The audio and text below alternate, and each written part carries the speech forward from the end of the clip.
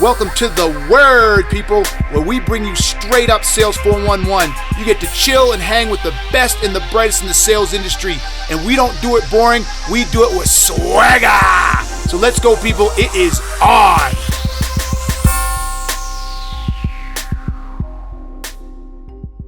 Good. You know what's sad? This is what I get for relying on me in when I don't use the brains of the organization, Brady. So it is what it is, and so I'm sorry for all you people who missed it. I didn't hit record. So this is live, and all the people listening are going to have a blast, but that kick-ass diatribe I just went on is not recorded, which just bums me out. And it's Zoom has a problem. They make record. It's way down here on the bottom. You got to press a button for more. The broadcast is right in front of you. Record should be right next to it. So listen up, Zoom. When someone is broadcast, you should say, do you want to record too? Like, oh, yeah, good idea. Don't make me go search for that shit after I did a 2-minute dialogue and screwed it all up. God.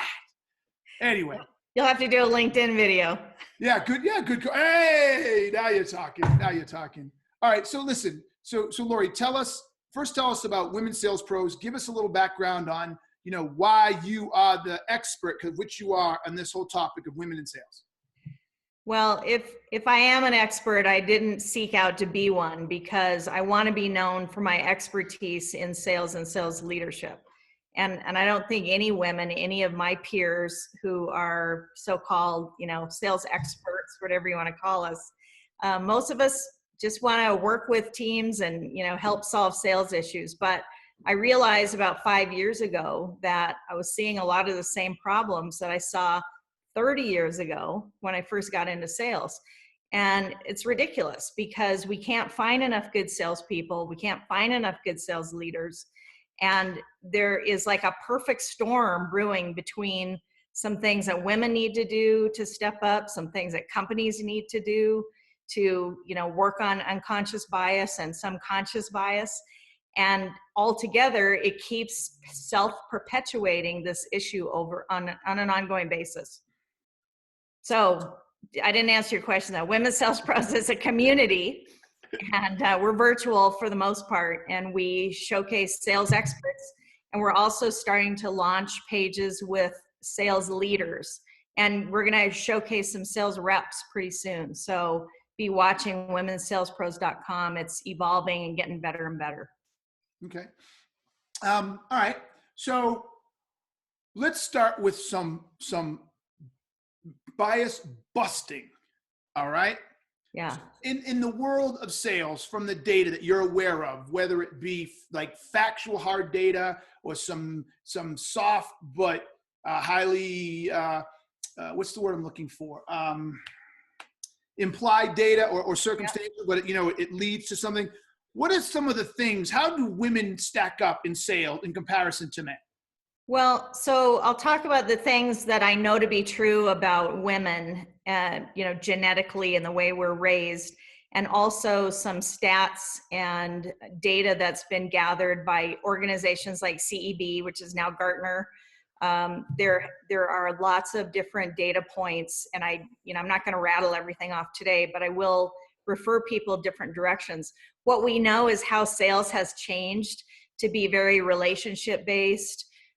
We know that women are strong. Generally speaking, I'm making, not sweeping generalizations. Most women are good communicators. Most women are collaborative. Many women have skills that are, intuitive. We have empathy. We're born and wired a bit differently than men, as you know. But we're also raised in a way to be generally more nurturing, more supportive. So we attack sales problems differently, and the combination is awesome. So if there's a team that's all guys, and I've worked with many like that, they just keep hiring people they know, athletes, the same type of person. They're missing out on more revenues, and there are, we can share some stats about that. More revenue when you have diversity in your sales team, period. Okay, let's not even talk about diversity. I'm going right at it. Do women perform better than men in selling? Yeah, so the studies that Gong has done show that. Chris Orlov would love me to share that. I encourage people to look up Gong women and men on sales calls. Their data showed that. Objective Management Group has some data that shows that women are stronger at sales than men. Yes. So women, generally speaking, based on early preliminary studies, outperform men when it comes to sales. That's I hate to say that. Yes, you do. But the data says it. See, the data says it. Yeah, right? We have some great data showing that. Yes. Yeah. So look, why am I pushing so hard on this? Because there's clearly some things going on, right? Yeah. There's some bias, right? I think there's also some association in networks. Let's keep it real. I hire people I know and I like. You hire people, for what it makes it easier. Let's keep it real. Like when it comes to hiring, if we know somebody, it feels safer. And the whole concept of hiring is this sense of avoiding risk. Now I'm slightly the opposite. I think I got the next all-star that no one's ever heard of. So I take crazy risk and it kicks me in the ass. But most people avoid the risk in hiring. So that starts with who do I know?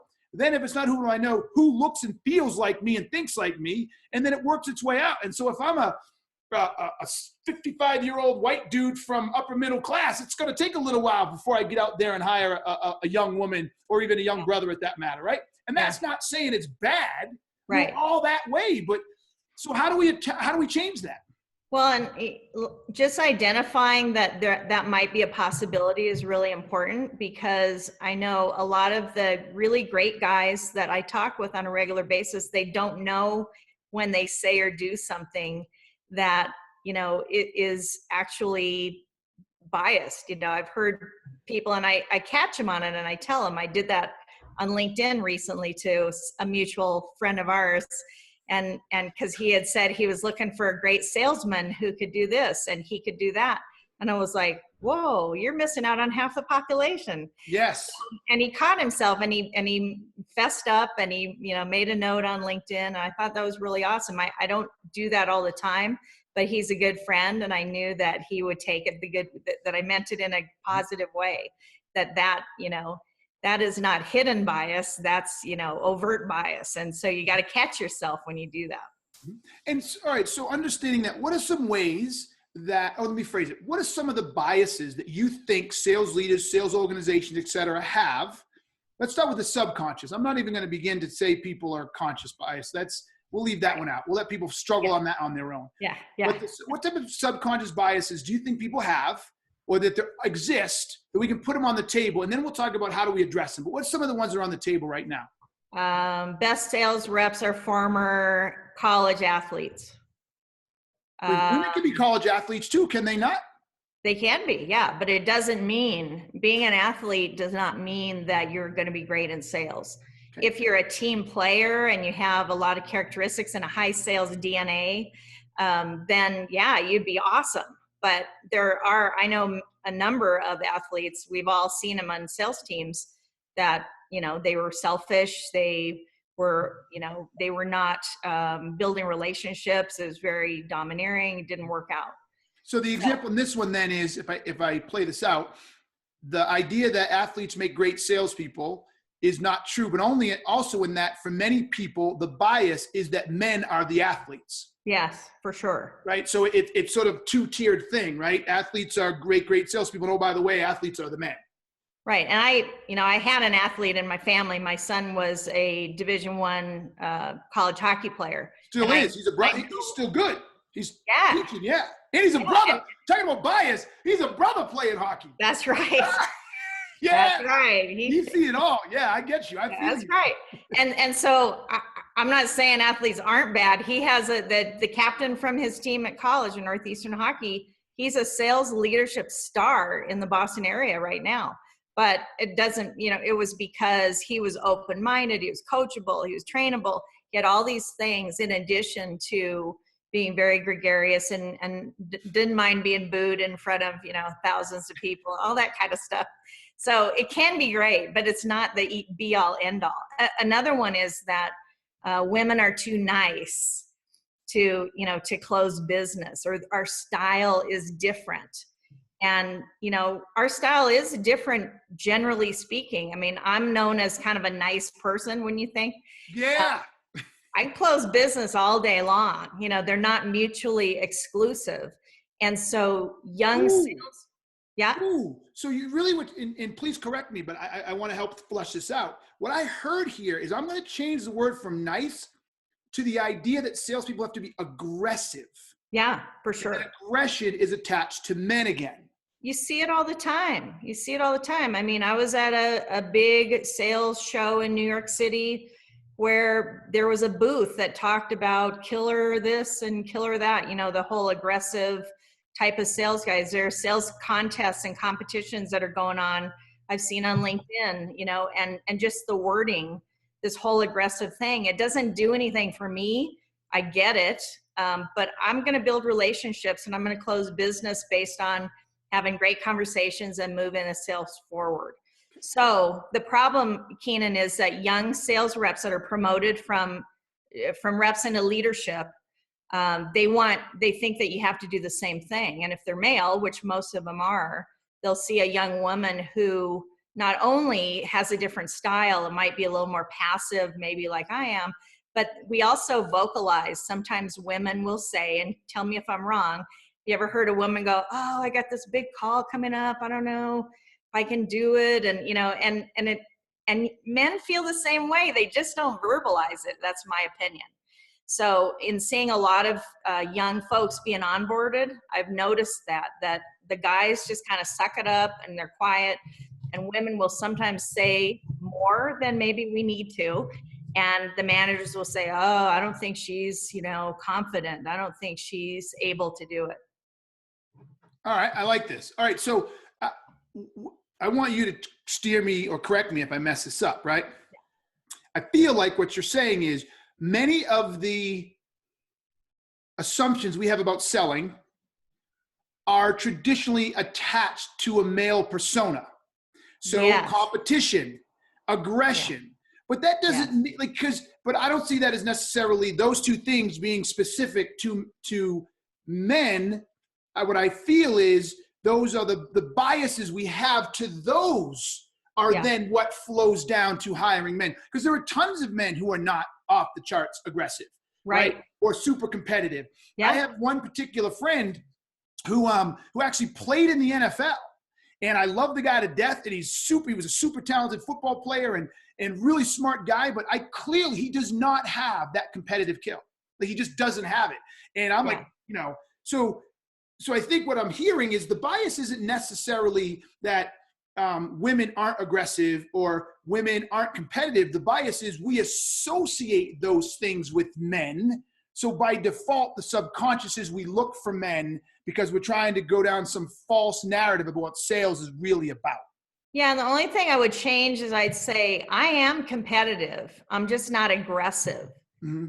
I'd use the word assertive. You know, they used to call me the pleasant pain because I kept following up and following up and following up. And, you know, they're like, stop, all right, we'll buy, you know, already. Mm-hmm. But it was not, you know, it was just never overly aggressive. And those, you know, sales meetings where it was like gung-ho, let's go kill them. And, you know, let's, you know, win this war and all that. It just doesn't resonate as much with most women. Some women are, you know, that we know aggressive women. I do too, but generally they're not like that.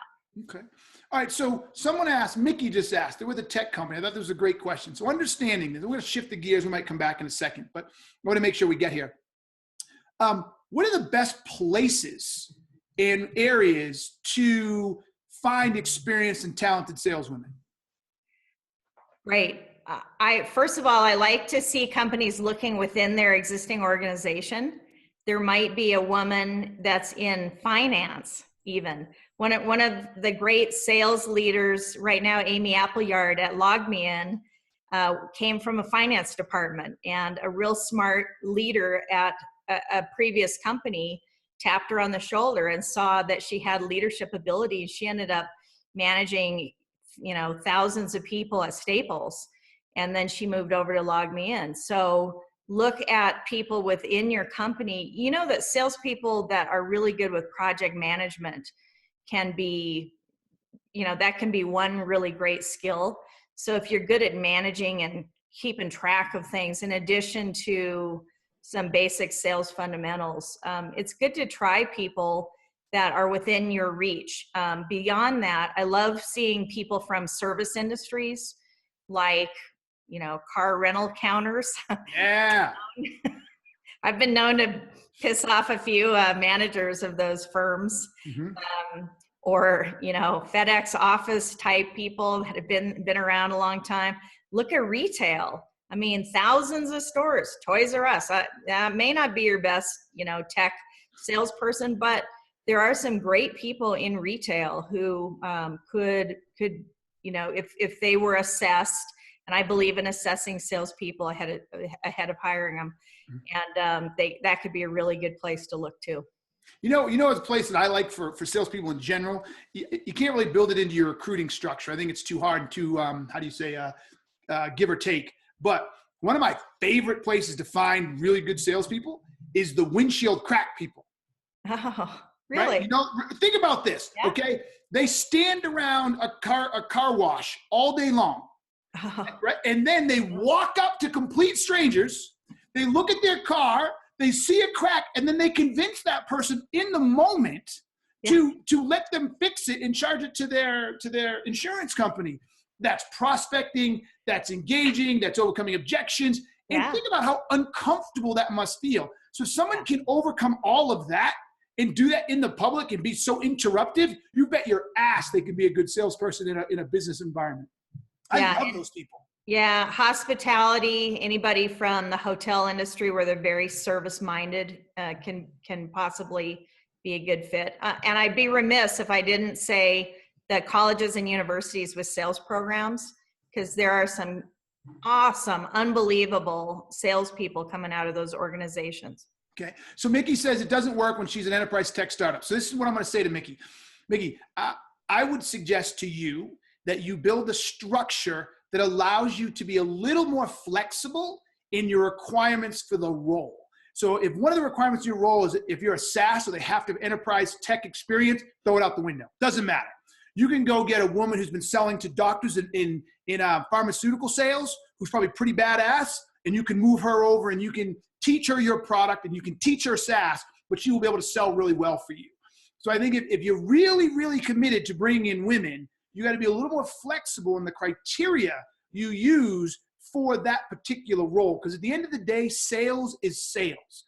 If I had to go back and sell tomorrow, I don't give a fuck what it is. I will sell the shit out of it. And if you won't hire me because I don't have pharmaceutical experience, or you won't hire me because I don't have HVC experience, you're an idiot. You're just engineering. That's one where there are a lot of men there's a requirement for engineering background. And so first you have to jump the hurdle of engineering, which there are less women, but then you have to jump the hurdle of, going into sales instead of an engineering type of a role. And I agree with you. I'm so glad you said that, because you do not need to have certain requirements, and people are just, oh no, you don't know my industry. Don't you hear that too? I hear it all the time. Like people call me to hire me, right? Like to hire me and say, hey, Keenan, how much experience do you have in what? And I'm like, none. And why are you asking? It doesn't make no. I know how to sell, baby. And that's all you need to know. And I will build your sales team. And if you can't get that through your head, then you need to go talk to someone else. I love that. You made my day. Yes. So to anybody listening here, not just with women, but for women in general. Yeah. You're looking to hire somebody. The most important thing is how well can they sell?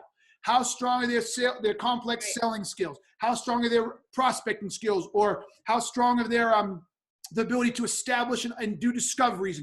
You want to get into the selling components. Yeah. Not whether or not they've done SaaS, not whether or not they have industry experience. Now look, if two people are exactly the same, then the industry experience is going to get them going a little faster. Doesn't mean down the road, 2, 4, 6 years down the road, they're going to do any better, because they'll all be at the same place. It's just a little faster onboarding. That's it.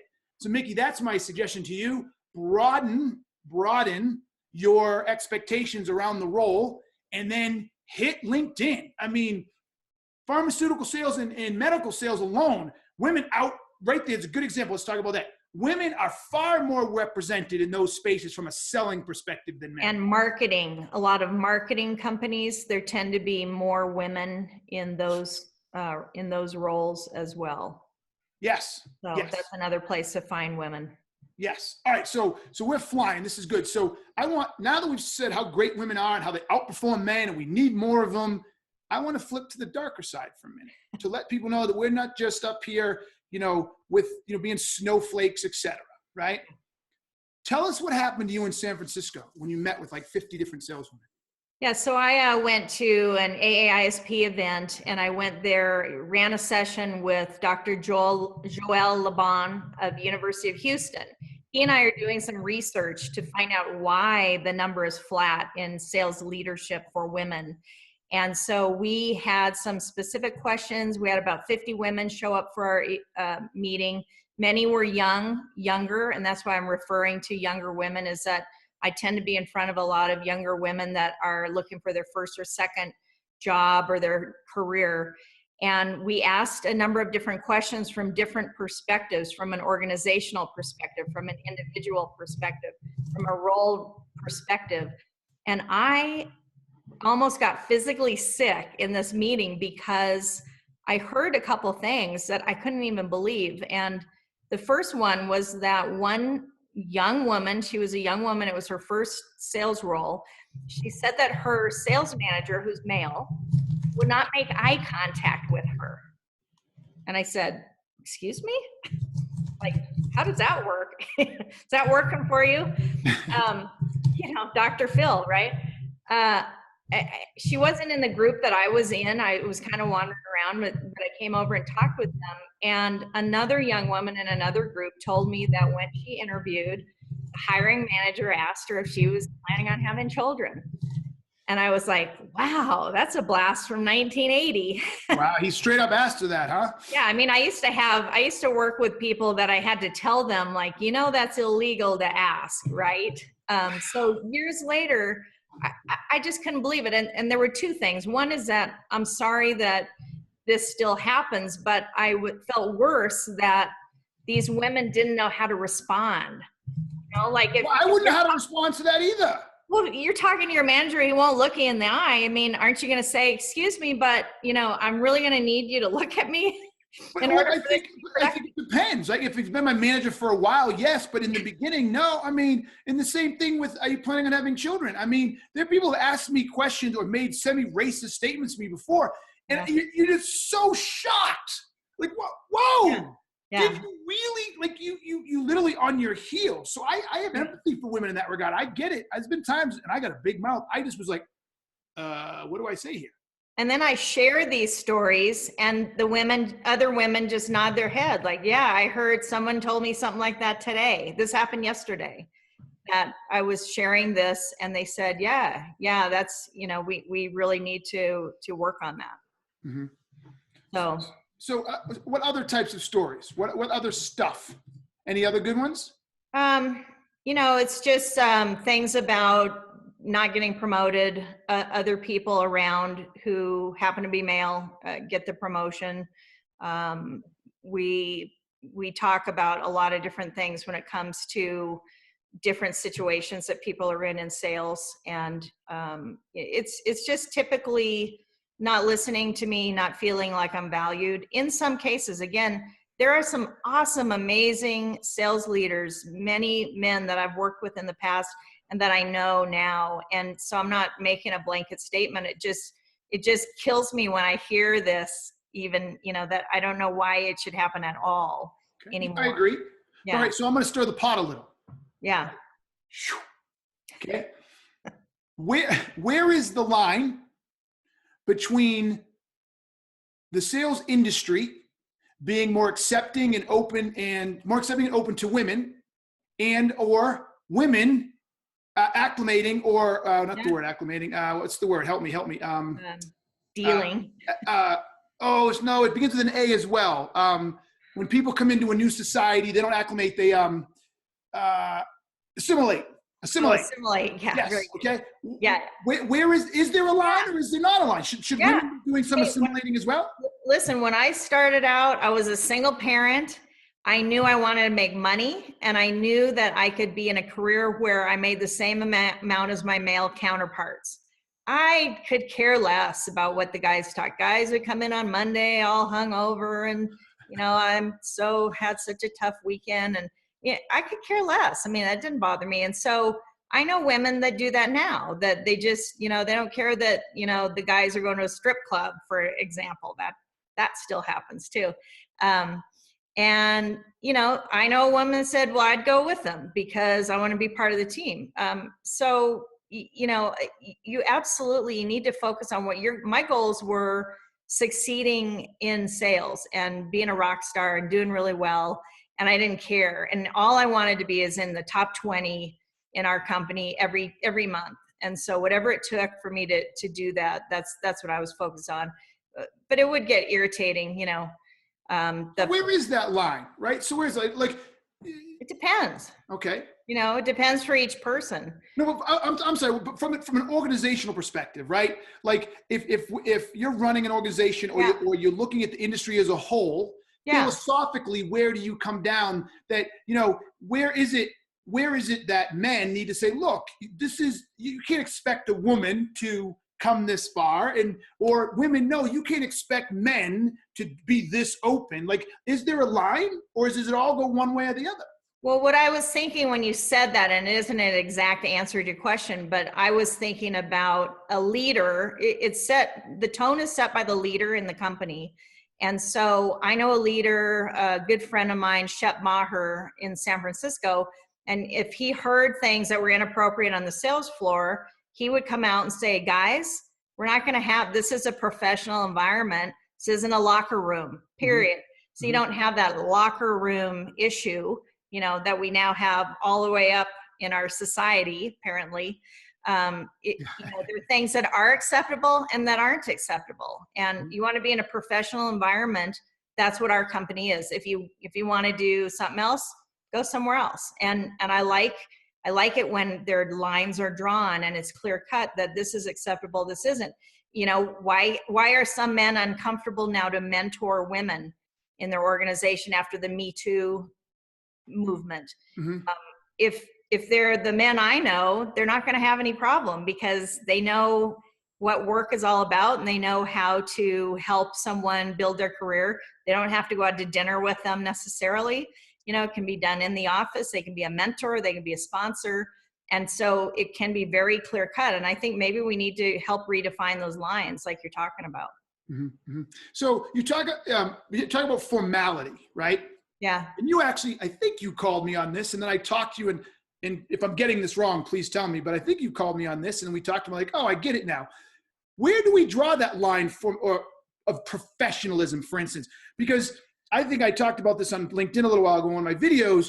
A lot of people suggest I play on the wrong side of professionalism, and I call bullshit, right? The things that people call professional, I don't call professional. Like, I would never swear at a client, but I don't think swearing in behind the scenes of a company, as long as you're swearing at somebody, is not unprofessional. Other people do. I call dudes brothers, babies. I call women chicks and sisters. Yeah. Is all of a sudden now that unprofessional? And how do you do that? Like, how do you create informality, right? Yeah. So every people can relax and be themselves, but at the same token, know where the professional line is. How do we do that? Yeah, it's tricky. And I think, again, it goes to strong leadership. I mean, in your case, you have a persona. You don't you don't say things to put people down. You say them as friendly greetings and things like that. Now, I had a situation where I was working with a mostly male sales team that a new trainer come in and he called me honey. And I said, okay, I didn't say it in front of him. That's the other thing is you don't embarrass people in front of other people. Talk to him privately. But I said to him, I had been working with this team for a long time. And I said, I don't mind honey personally if you're my mom or somebody else. But I said, in this environment, I need you to call me Lori because of this scenario. We don't have very many women here. We have no women leaders. And I need you to show the respect, whether even though I know you didn't mean it that way. Mm-hmm. So I cut him a break by saying, I know you don't mean it, but this is the way it can come across. It's when you see an all male panel. maybe it wasn't intended that to be hurtful, that a third of the audience might not resonate with the people up front. Sometimes people don't think about things. And so give people the benefit of the doubt, let them know. The thing about wording, about what to call women, a lot of women will call themselves girls. I choose to call women women. Again, it's a professional environment, but I understand that that might be a generational thing too. Mm-hmm. It's interesting. I think that becomes the challenge, right? Yeah. It's the broad macro versus the micro and how one person feels, right? So, as you talk about honey, that's an easy one to me because I've never called a woman honey or baby because I understand the connotation, number one. Or hun. Number two, or hun, it never. And but that's a New England thing too, Truth, but it's still sexually biased because here's the deal. Men don't refer to men in any type of vernacular in that type of fashion. Right. So they don't, there's a sweetness in a, I'm not sure the term I'm looking for, a connection thing that is, you're like, I call my wife or something. If men had an equivalent for men and did it for both, I'd be okay with it. Like, it's not a workplace respectful title. Thank you. Now, men call dudes, buddy, pal, brother. So if they have the equivalent for women, I don't think there's anything wrong with it. And I think that's where women need to move in. If it's like, hey, what's up, sister? What's up, brother? I'm equal opportunity, right? If all of a sudden some woman's going to get mad at me for calling her sister, okay, now, is that dude going to get mad at me calling from brother? Like, what are we doing now? As a black dude, I go through the same thing. If a boss or a leader calls everybody by their first name, but then calls me brother, you've just changed the game just for me. That's the problem. You don't change the game just for me. We got a problem. The handshake. Yes. Yeah. Oh, yeah, the handshake. So rather than shaking my hand, they're like, what's up? I was like, whoa, wait, time out. So here's my message to women. And if I'm messed up, you back me off. Ladies, look for consistency in your leader. If they're informed with the men the same way they're informed with you without crossing the line, then don't make something of it. If they're not and they're treating you different, that's like, hey, why am I being treated different? Hun here, sir there, not the same. Yeah, I think the worst thing is when someone goes, oh, you got to be politically correct now, and it's not about that. It's about being respectful in the workplace. And so, people need to think about that and just try to put yourself in someone else's shoes. It's okay to ask someone, hey, I've been calling you, I know a guy that calls me pal, which, it doesn't do much for me, but I guess that's his thing, hey pal. I'm like, okay. Yeah.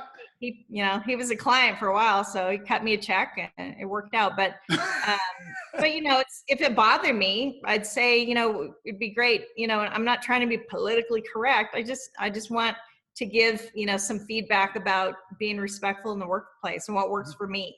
Yeah. I like that last piece, what works for you. And I think it goes both ways, actually. Everybody listen to what she just said. That was great. What works for her isn't always a gender thing or isn't always a race thing. Just because she doesn't like being called pal doesn't mean it's about women. It's just, it doesn't work for me. Now, there's a flip side. I had a guy get mad at me because I called him brother, a boss. And I said, hey, thanks, brother. And he pulled me aside and said he thought it was unacceptable and blah, blah, blah. And I just sat there and I'm like, this is what you want to talk to me about? The fact that I said, what's up, brother, in an email? Yeah. So anyway, so be careful of where you choose to draw the lines, right? And understand the intent behind it, et cetera. But anyways, okay. Yeah. So we got a couple more questions. A lot of people want to hear about recruiting of women in sales. So let's talk more about this, right? One person says, how can you make a job description more, using their words, more attractive women? How can we make the job description pull more women in? Yeah, and I know you probably have some comments too as a recruiter, Keenan, right? But I'll share what I know. First of all, there's a great service called Textio. Have you heard of this? I haven't. Textio, Textio. You can put a job description through it. I think they have a free version and a paid version, and it will show you male and female bias. So it's not just, male, it could be female. And it will give you the option to change words. It will also show words that are really passé, that everyone uses, and it will give you suggestions in general. So that's a good thing, because what we find is that there are words like those, real masculine, like, quota killers, We're looking for people say aggressive still. I just saw that in a job ad the other day for a sales role. Aggressive will not attract, will not attract women for sure. That's interesting. I'm going to go check that out. So could you say it one more time, the name of that site? Textio, TEXTIO.com. All right. Very cool. Very cool. So I'm probably the worst person to ask this because I don't have an HR department. So I do whatever the heck I want. And if it crosses HR lines, there's no one I have to answer to. I work, right? I don't care. And I'm too small for anybody to come in and sue. So I say, fuck it, not my problem. So I do stuff that companies might not do. But this is something that you tell me if you like. One of the things that I think is helpful is changing it from we're looking for people to men and women. So now you actually have women in it. Like you're saying, we're looking for men and women. When you say people, that allows the bias to persist. If I'm saying salespeople and my natural bias to salespeople is men, I'm thinking men. But if I say we're looking for sales, men and women, right, who do this, and then if you change the pronoun as you move through, she can accomplish, she can get done, she does, he does, he does, she does, and you switch them back and forth. You said it very clear, pronounced. Yes. Yeah, I like that. I like that. Also, women sales pros, we're going to start having job ads on there where you can click right through to the company that's hiring, because people will call me. Like I hear from CEOs and HR people that say, we really want a woman chief revenue officer. But of course they can't advertise that. No, they can't. They can't. But if if we have a page for VP sales openings and someone is paid to advertise their job and it's womensalespros.com, chances are they're very open to talking to women. So that's another thing. And we're not the only site that is going to be doing that. There's sites that do that now. So that's another good way to get the word out. Do you guys actually have a community where women sales pros can come in and build a profile? And we're building that. Okay. Hello. Yeah. Should have done a long time ago. Yeah. If you had all these women who build profiles on you, that's easy pickings. Yeah. Yeah. Well, people go through LinkedIn. People have bots, they have ways to find women on LinkedIn. So it's not like no one's ever tackled that. But the opt-in power is very different. When they're all opting into you guys, it's very different. Yeah. So that's the thing I was going to say to both of these people who asked about recruiting. Talk about I'm having difficult time getting women to apply to my job postings, and women are not applying as much. As a recruiter, I'm going to tell you this. Even for men, so look at this as a double whammy, good benefit insight. If you're trying to grow your sales team through inbound applications, you're doing it wrong. For men and for women. Like, you need to be sourcing and you need to be going out and finding. In our recruiting division, I think less than 10% of the people we place were people we found through an application, right? You got to get out there. So that gives you the power. If you really want women, as you've just said, you go to LinkedIn and you run a search and you put all your criteria in and start with the women. Reach out to them first. Don't reach out to the dudes. Reach out to them, right? I mean, guys, be a little more proactive. Yeah, and locally you can have events like HubSpot in the Boston area where I am. They have a group of women in sales in their company, and they've done events. Also, Drift is, I went to a women in sales panel. It was hosted at Drift. I mean, clearly it was an important topic for them, and it shows something. So you could host something live, you could do something virtual. There are all sorts of ideas, and if anyone is stuck, they can contact me and I'll talk to them and I'll give you some ideas. How about this too? You know me, I'm always thinking. Yeah. How about, if it's that important, how about create content about women in sales? So imagine creating an ebook. Imagine writing a blog post. Imagine coming up with different ideas that you could actually highlight, express, share what it means. Maybe I would have one of the women in your organization write a blog post about women in sales, about how to, what it's like to be a woman in your organization or anything. So anytime you put content out into the world, that talks about women in selling, what it's like to be a woman in your organization, guess what you're associated with? Yeah, people for sure. Being women's positive. Ta-da! Yeah, somebody, Microsoft just did that. Rocky Voria works in the worldwide inside sales organization, and she did a post. It's actually on Forbes. I think it's Forbes. She's a writer there, but it's all about how Microsoft, how some of their sales teams are 50% women because of how they went intentionally about it to do that. And they also have women leaders, and there's statistics where if you have a woman leader, you have a higher chance of having more diversity on your sales team. Okay, so Mike here, Mickey, I like Mickey, she's on it. She's called you to task, and I'm gonna see how you handle this. Yeah. She says, why does Lori keep saying young? That bias she talks about, especially my way, is across all generations, has nothing to do with women. It's just stupid many managers think. So she feels you keep talking about young women as opposed to women in general. Well, yeah, and thank you, Mickey, for that. The reason I'm saying young is because I've been talking to a lot of young women. And I talk to colleges, I go to universities and colleges, and I give a talk about how admirable the profession of sales is. And I go to University of Texas, Dallas, and did presentations, and I'm doing a lot of presentations with younger women. And so they're telling me it's their first or second job, they're looking for a good career. That's why. But no doubt I can definitely strike the word young, and it would probably hold all the way through. Yeah. Okay, makes sense. Jacqueline was told, I wish I could call her in and she could tell a story, but Jacqueline says she's worked in sales where I was told I was unable to sell a specific brand due to the fact that I was a woman and they did not want women selling their items. Whatever. I would chalk that up to probably not a good place to work, right? Yes. Okay. So they did her a favor. Yeah. She goes, I was referring to your comments about your managers when it came to the young. Your managers.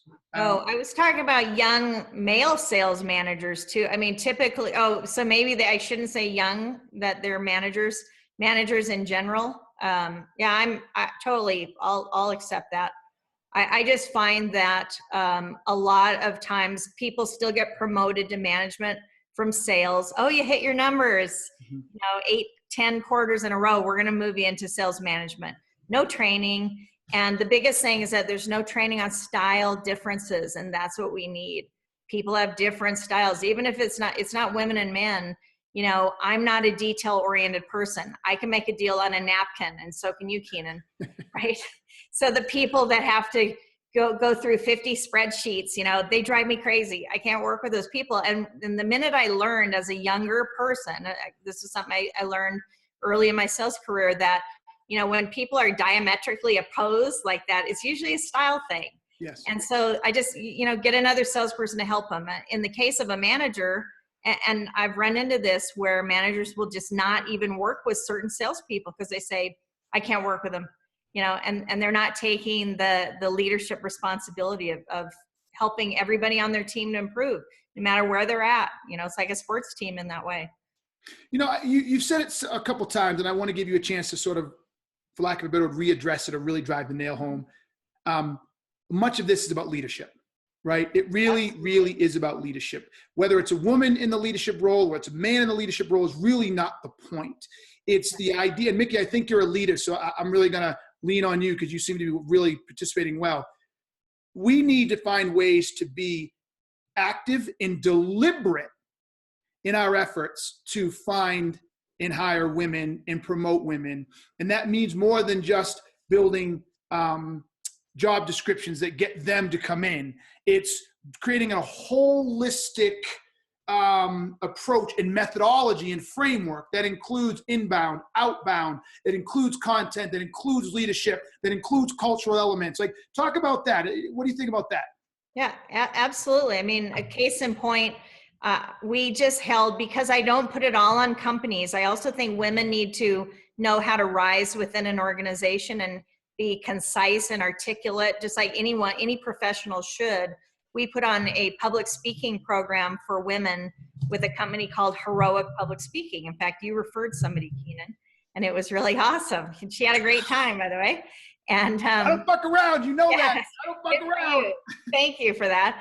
And there was a company that wanted to send 18 women, and they passed my email around. All these women were so excited. And then they couldn't figure out how to fund it. And they couldn't figure out whose budget it would come out of. They couldn't figure out this. And then there's transportation, blah, blah. I mean, that's a leadership issue. You know, a whole bunch of people missed out because the leader didn't say, you know what, I'm not sure how we're going to pay for this, but this is an important thing. We're going to make it work. So there's no doubt that strong leaders set the tone for diversity, for culture, for everything that's good about an organization. It starts at the top. It seems like, too, one of the things they can do to help with that is join Women Sales Pros. Absolutely. Absolutely. Mickey, I expect Mickey, of all people, her company to be part of Women Sales Pros by Monday morning. I hope so. Yeah, we have a free sign up just for information, and we actually don't charge for anything. We will in the future, but that's another story for another day. But yeah, we just want to see more women in sales leadership roles and help get more women into sales. So if anybody has questions about how to do it or how they're not getting more, we have lots of stories about companies that couldn't find women and are now finding women, and they're doing fantastically. Good. So people go a little deeper. Talk a little bit more about Women Sales Pros, like who they are, what you put on, like sell it, baby. Yeah. So it started off as a group focused on just getting more visibility to women sales experts because we were not seeing women on the main stage. And we've talked about this before. So it's a much better situation today, although not always. And now we want to shine a light on sales leaders, women sales leaders in companies, women who want to know about getting into sales, who want to maybe move on to their second sales, advance in some way in sales. And we're here to help with that. So it's a virtual community. We do events in different cities and different areas periodically, doing an event on May 9th in San Diego, as a matter of fact. So if anybody wants information on that, I'd be happy to give it to them. And what's the event, May 9th? It's called Rev It Up Sales Leader Summit. We did one in Boston last year and the year before, and we did it in Chicago the year before that. And we're tying it on right after Outreach's event. So Outreach has an event in San Diego, and they actually are sponsoring us to have this space the next day. And what are the topics and stuff? Like, what are you going to talk about? So we're going to have Mary Lou Tyler, who co-wrote Predictable Sales and Predictable Prospecting. So it's sales leader topics. Okay. It's just that most of our presenters are women, but not all. How come you have not invited me to speak it? I don't get it. I will invite you. No, that's present tense. My question was why you hadn't asked me. Didn't I? Yes. I have a method to my madness, but we love you. We have invited you in the past, I know. I am a huge women's advocate. Huge. Yeah. I prefer working with women. I noticed when I was in sales management positions, there were always more women on my team than not. And I didn't think it was conscious. Now, clearly there was some subconscious that I just find women to be a lot easier to work with. I find women to be more committed in the long run. I find them to be more loyal. Yeah. I know men are loyal too. Please don't go down this stupid road. But I really did. I found myself, and maybe it's because I have such a strong personality in the big swinging dick guys, and I just went like this. So I just got rid of them. I don't know. But I am and now that I have 3 daughters, like the stories I could tell about what I've learned and how I've had to go on my own journey. And so I don't look, you better be method to your madness. And I think a good message to leave with is just, make a 1% improvement. We all talk about that, a 1%, more thoughtful about who we're looking for and looking at different places to hire people, and just a little steps. It doesn't have to be 180, and you'll see some change. I love it. All right. Anything you want to leave? Anything else you'd like to leave folks with? This was fantastic. Anything else you want to leave folks with?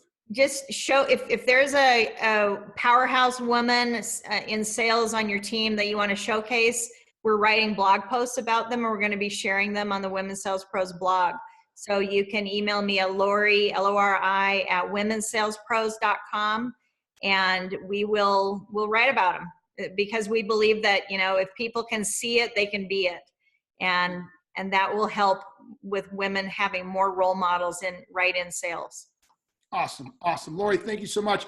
Thanks, Keenan. Absolutely. Absolutely. So folks, in closing, what I'd like to say is this, because my monologue was lost in the meeting, I will end at the end. Okay, folks, listen, if you've listened to this whole thing, you've heard a lot and you've learned a lot. But in order to make change, you have to be willing to accept that you have subconscious bias. You have them on everything. But when it comes to women, you have them. And you have to be willing to get comfortable with that and own that. And when you get comfortable and own that, you begin to open up your eyes and begin to start self-assessing your behavior and your interaction and your expectations of women and how you engage with them, why you do and don't hire them, and what's going on. So the best thing you can do is own that. Look, as I said in the beginning, I'm the father of 3 girls. I was raised by a super liberal family. I believed I had no issues with women. I thought I was all about it, but I only wanted a boy. Like, I just wanted a boy when I had kids because I had this mindset that boys were ass kickers and girls played with dolls. And then I got 3 daughters who were straight ass kickers, and they changed my mind. It was, wow, you got a lot more bias here than you realize, Jim. And so it's made the world open up for me. So look, people, you have bias. Accept that shit and learn to address it and grow from it. And if we can do that, it's going to make a big difference. All right, so take that with you. Take what you've learned today, everybody. Open up, reduce that bias, accept you got it, and let's make positive change moving forward. So with that, everybody, Lori, again, thank you very much. Thanks, Keenan. My pleasure. You got it. And y'all know what I'm going to say. Until next time, peace. I'm out.